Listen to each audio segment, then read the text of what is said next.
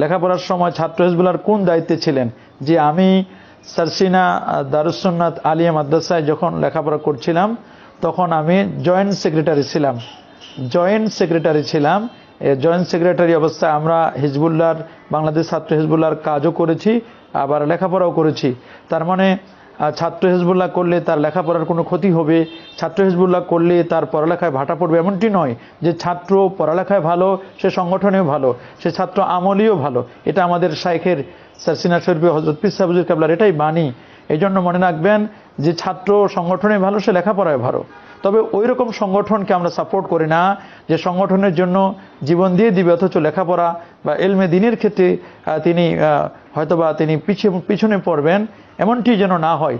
যারাই আর আমাদের সময় যিনি সেক্রেটারি ছিলেন আমাদের মাওলানা হায়দার হোসেন সাহেব, তিনিও কিন্তু ভালো লেখাপড়া ছিলেন। শেখ আব্দুল লতিফ শেখ দারুন নাজাত সিদ্দিকী কামিল মাদ্রাসার প্রধান মুহাদ্দিস, তিনিও সারসিনা আলিয়া মাদ্রাসার সেক্রেটারি ছিলেন। যেমন একদিকে মেধাবী ছাত্র ছিলেন তিনি, তেমনিভাবে সাংগঠনিক কার্যক্রমও তিনি করেছিলেন।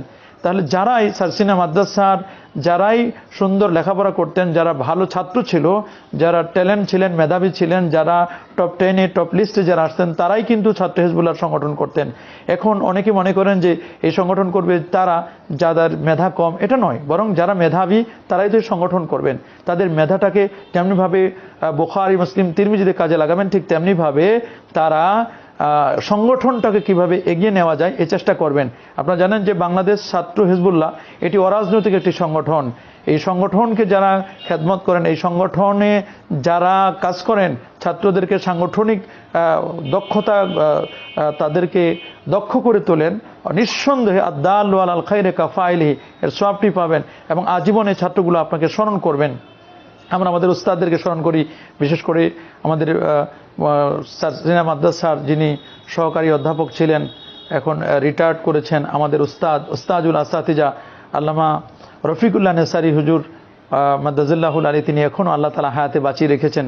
হুজুরকে আল্লাহ সুস্থতার সাথে আল্লাহ হায়াতে বাঁচিয়ে রাখুন। তিনি আমাদেরকে যেভাবে সাপোর্ট দিয়েছেন, আমাদের ধুমকির হুজুর আলহাজ আল্লামা আবু জাফর মোহাম্মদ সালেহ মাদ্দাজিল্লাহুল আলী, তিনি যেভাবে সাপোর্ট দিয়েছেন, এরকম আসাতেজায়ে কেরাম আমাদের সকলেই, সমস্ত আসাতেজায়ে কেরাম, কতজনের নাম আর বলবো, সকলেই সমস্ত আসাতেজায়ে কেরাম যেভাবে আমাদেরকে সাপোর্ট দিয়েছেন, আল্লামা রুহুল আমিন আফসারি হুজুর, আল্লামা সিরাজুল মুনির তাওহীদ, আল্লামা মাহমুদুল মুনির হামিম হুজুর সহ, তারপরে আমাদের আল্লামা আজমা ওয়াহিদুল আলম হুজুর, ধরান্দির হুজুর সহ, সারসিনা মাদ্রাসার আসাতেজায়ে কেরাম, আমাদের ইংলিশ স্যার, বাংলা স্যার সহ সকল আসাতেজায়ে কেরাম যেভাবে আমাদেরকে পড়ালেখার প্রতি যেভাবে উৎসাহ দিয়েছিলেন, সত্যিকার অর্থে আমাদের ছাত্র হিজবুল্লাহর সভাপতি সাহেব, তিনি যেভাবে আমাদেরকে উৎসাহ দিয়েছিলেন যে একদিকে সংগঠনে যেমন পারদর্শী হতে হবে, আমাদের আলহাজ আল্লামা কাজী মফিজউদ্দিন জিহাদি হুজুর, তিনি এখন যুব হিজবুল্লাহর সভাপতি, তিনি যেমনিভাবে লেখাপড়ার দিকে আমাদেরকে উৎসাহ দিতেন, যত ধরনের উৎসাহ দিতেন, ঠিক তেমনিভাবে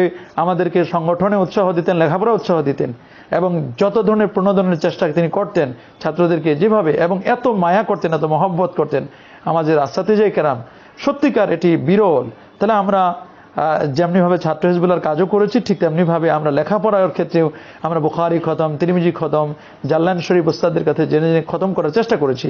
এগুলো আমাদের করতে হবে। আবার টপতে আমরা ফার্স্টও হয়েছি। আমরা এই ছাত্র হিজবুল্লাহ সংগঠন করে আমরা ফার্স্ট ক্লাস ফার্স্ট হয়েছি। আল্লাহ পাকের মেহেরবানি, এটা দয়া ছাড়া আর অন্য কিছু